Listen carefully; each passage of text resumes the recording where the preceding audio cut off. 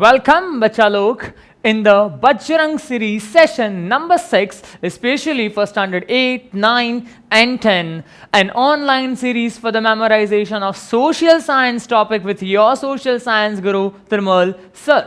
I know we have completed our first portion in the first 5 session and that was the Indian Constitution. I have asked you to कि अगर आपको कोई भी doubts आते हैं तो आप मुझे कमेंट सेक्शन में बता सकते हो. मुझे बहुत से बच्चों ने कमेंट सेक्शन में बताया है and I have segregate out some of the few questions जो हम आज के लेक्चर में सॉल्व करने वाले हैं. ठीक है, लेकिन उसके पहले we will also go through with the revision of the last session what we have done. ठीक है बेटा, एंड या मैं आपको हर बार बता रहा हूं और आज भी बता रहा हूं बेटा लोग कि अगर आपको कोई भी ऐसा पर्टिकुलर टॉपिक जो आपको ऐसा लगता है कि नहीं तिरमल सर आप मुझे पढ़ाओ यहाँ पे, so yes I will teach you in this Bajrang series. जैसे कि मुझे आरती ने बताया है हमारे कमेंट सेक्शन में कि सर आप मुझे स्टैंडर्ड 10 का चैप्टर नंबर 2 के वीडियो आप प्लीज अपलोड कीजिए. तो यस बेटा, आपके लिए मैं स्टैंडर्ड 10 चैप्टर नंबर 2 के वीडियो बहुत जल्द ही बजरंग सीरीज के सेशन में लाने वाला हूं. तो keep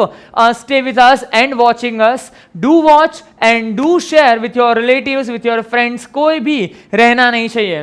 where is the knowledge there we must be in that same room. ठीक है बेटा, ओके. सो आज के सेशन के अंदर हम क्या करने वाले हैं, तो आज के सेशन के अंदर सबसे पहले तो जो हमने लास्ट लेक्चर जो देखा था, ठीक है, उसका हम रिवीजन करते हैं और उसके बाद जो क्वेश्चंस मुझे पूछे गए हैं उसके I try to answer it. ठीक है बेटा, चलो यहाँ पे आ जाओ. हमने लास्ट लेक्चर में देखा था द लास्ट टॉपिक जो थे basic features of Indian constitution. उसको हमने 2 पार्ट में, मैंने आपको सेशन 4 और सेशन 5 में सिखाया था. ठीक है, सेशन 4 में हमने फर्स्ट 4 बेसिक फीचर्स देखे थे और उसके बाद के सेशन में मैंने बाकी के फीचर्स आपको बताए थे. So will have a small revision of it. कितने फीचर्स थे बेटा उसमें total? So total 14 features further. कितने थे टोटल? 14 फीचर. देखो मैंने यहाँ पे लिखे हुए ऑलरेडी और मैंने आपको बताया था कि हम 14 के 14 नाम याद रखने वाले हैं नहीं. इतना टाइम किसके पास है भाई? तो हम क्या करेंगे बेटा, तो सबसे पहले यहाँ पे देख लो आप कि we will start with the a simple statement जो मैंने आपको पहले भी बताया था और अभी भी दिखा रहा हूं. ये सेंटेंस तो कंपलसरी जेब में डाल ही देना है. ठीक है, ठीक है. चलो देखो इधर क्या लिखा हुआ है. Return size. क्या लिखा हुआ है बेटा? Return size of single federal system residues unifiedly arrange the parliament for judicial amendments to whom? To adult, to secular review, for what? To keep the rights and duties, principles and provisions. ठीक है, इतनी चीज है. और कौन कौन सा नाम है? Let's name the 14 features based on this simple statement. Written document, सबसे बड़ा साइज है. ठीक है, the size of the constitution, then the single citizenship, federal system. ठीक है, उसके बाद आता है रेसिडुअरी पावर्स, उसके बाद आता है यूनिफाइडली अरेंजमेंट ड्यूरिंग द क्राइसिस, उसके बाद आता है पार्लियामेंट ऑफ इंडिया. ठीक है, फिर आता है judicial, that is independent and impartial judicial system of India. फिर कॉन्स्टिट्यूशन के अंदर कैसे हम अमेंडमेंट कर सकते हैं वो. फिर आता है अडल्ट सफरेज, फिर आता है सेक्युलरिज्म, देन जुडिशियल रिव्यू, फिर आता है fundamental rights and fundamental duties and last we will talk about the directive principles and provisions. बोलो पता चला कि चला? पता चला कि चला?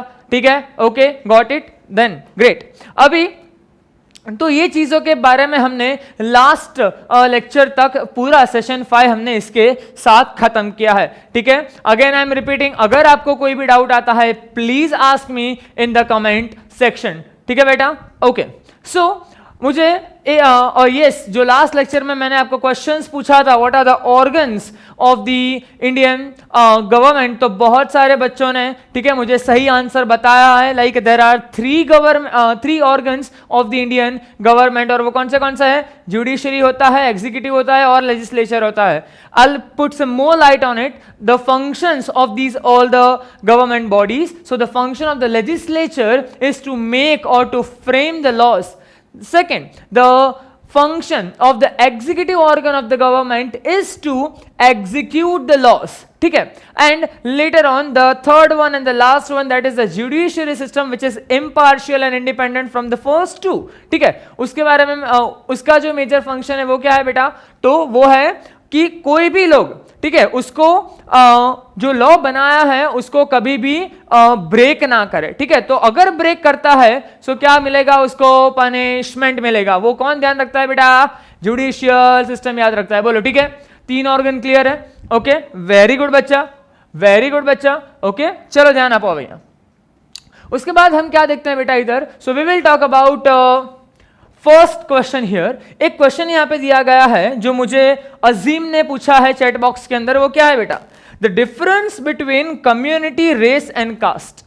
तो let us talk about these 3 first of all words, कि पहले हमको कम्युनिटी वर्ड दिया गया है, रेस वर्ड दिया गया और कास्ट वर्ड दिया गया है।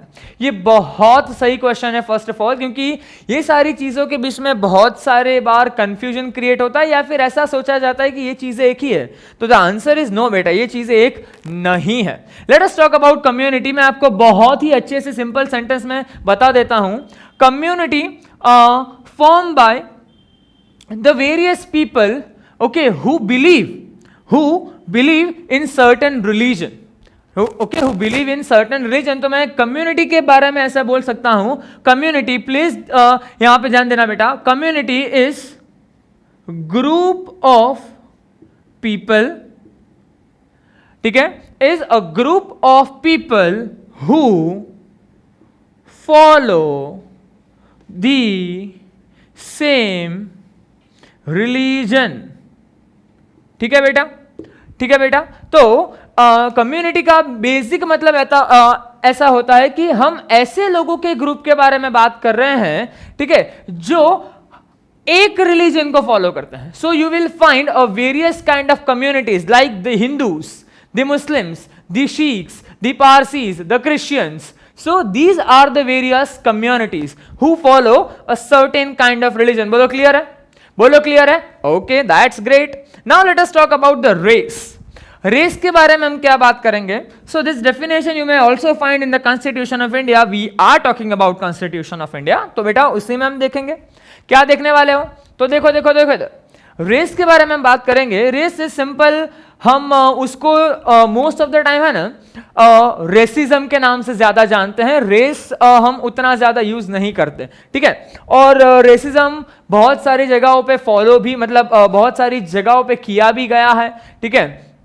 मैं आपको एग्जाम्पल देता हूं। ये चीज शुरू हुई थी अफ्रीकन रिवॉल्यूशन के टाइम पे। जब अफ्रीका के अंदर जब रिवॉल्यूशन हो रहा था, तब the whitish were ruling over the blackish, और ब्लैकिश को ज्यादा इंपॉर्टेंस नहीं दिया जाता था, ठीक है। So that was the racism के, जहां पे some of the characteristics of the body के बिहाफ पे, ठीक है, उनको उतना जितना इंपॉर्टेंस दिया जाना चाहिए उतना नहीं दिया जाता था। The same happened with the Indians also when the Britishers were ruling over us. तभी भी ऐसा ही होता था। जो इंडियंस थे बेटा, उनको उतने अच्छे रूल या फिर राइट्स या फिर इंपॉर्टेंस नहीं दिया जाता था जितना ब्रिटिशर्स को दिया जाता था। और इसीलिए अफ्रीका में भी रिवॉल्यूशन हुआ और इसीलिए इंडिया में भी रिवॉल्यूशन हुआ अगेंस्ट दी ब्रिटिशर्स, ठीक है। Okay, so now what is race? So race is again certain group of people, ध्यान रखना इधर, with similar body features, ठीक है, जिसके जो बॉडी फीचर्स हैं वो यूजुअली सेम होते हैं। उसकी वजह से जो ग्रुप क्रिएट होता है उसको हम रेस बोलते हैं, ठीक है बेटा। Okay, now let us talk about caste then. तो कास्ट का मतलब क्या हुआ? So caste is a very ancient term की जो हमारे एंशिएंट टाइम पे भी यूज होता था, ठीक है। Caste is basically, I'll give you some of the examples later on। पहले यहाँ पे मैं एकदम सिंपल डेफिनेशन आपको बता देता हूं बेटा। So it is a division of the people based on their status। तो स्टेटस के बिहाफ पे जब भी डिवीजन किया जाता है, दैट इज योर कास्ट, ठीक है, कि भी इसकी कास्ट ज्यादा अच्छी है और इसकी कास्ट कम है। This was earlier divided into the ancient time where there were basically 4 caste बेटा। कौन से 4 कास्ट है? मैं आपको नाम यहाँ पे लिख के देता हूं, आप देखो यहाँ पे। There were, first of all, there were Kshatriyas, then Brahmins were there, Kshatriyas, Brahmins, then Vaishya, और जो लास्ट थे बेटा, लास्ट थे शूद्रक.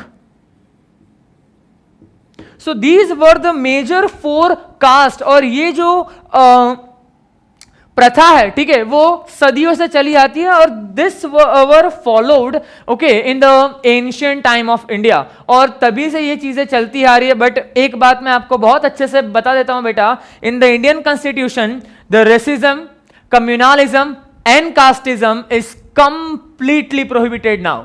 अगर कोई भी इंसान इन तीनों में से कोई भी एक चीजों को अगर बढ़ावा देता है, so he is doing an punishable crime. वो एक पनिशेबल ऑफेंस करता है और उसको पनिशमेंट दी जा सकती है under the section of IPC, that is Indian penal codes. ठीक है, कॉन्स्टिट्यूशन उस बंदे को पनिशमेंट दे सकता है. बोलो क्लियर है? क्लियर है? ओके बेटा, ठीक है. The second question which is I would like to talk with you people in today's session is someone called Solanki Dev asked me about sir can you please explain the federal system again beta. तो ऐसा मुझे एक question पूछा गया था, like federal system sir आप please थोड़ा अच्छे से डिटेल में थोड़ा एक्सप्लेन कीजिए. तो देखो यहाँ पे बेटा, आपको यहाँ पे दिया गया है federal system. This was the 4th basic feature of the Indian constitution, that was a federal system. Federal system का मतलब क्या होता है? फेडरल सिस्टम मींस कि भी जो गवर्नमेंट होती है वो कोई भी गवर्नमेंट कोई भी एक पर्टिकुलर नेशन की एक जगह पे बैठ के काम नहीं कर सकती. फेडरल सिस्टम का मैं एक सिंपल एग्जांपल आपको बता दूं, वो होता है यूनियन ऑफ स्टेट्स. मतलब एक ऐसा ग्रुप जहां वो जो पूरा ग्रुप स्टेट्स को मिलाकर बना है. ठीक है, India is a union of states. India मतलब एक पूरा नेशन तो है ही है, along with that India is a group of states. पता चला आपको? अब ये ग्रुप ऑफ स्टेट्स का मतलब क्या हुआ कि इंडिया के अंदर नेशन तो एक आइडेंटिटी है ही है, उसके साथ साथ जो स्टेट्स हैं उनकी भी खुद की एक आइडेंटिटी है. बोलो क्लियर? क्लियर है बेटा? क्लियर है? ओके, ठीक है. तो यहां पे क्या होगा, we have 2 types of government in the federal system. कौन सी? We have first state government और दूसरा है नेशनल गवर्नमेंट. बोलो क्लियर है बेटा? तो फेडरल सिस्टम के अंदर पूरा देश चलाने के लिए there are 2 major types of government, दोनों की अलग अलग इंडिपेंडेंसी होती है. फर्स्ट है नेशनल गवर्नमेंट और सेकंड है स्टेट गवर्नमेंट, और उनकी पावर्स भी अलग अलग होती हैं. जो पावर्स यूनियन या फिर सेंट्रल गवर्नमेंट के पास होती है उसको बोलते हैं union list. Union list somewhat consisting of 97 powers like railways, like banking or atomic energy etc. उसको मिला के somewhat 97 subjects are included in the hands of union list which is governed by the central government. ठीक है बेटा?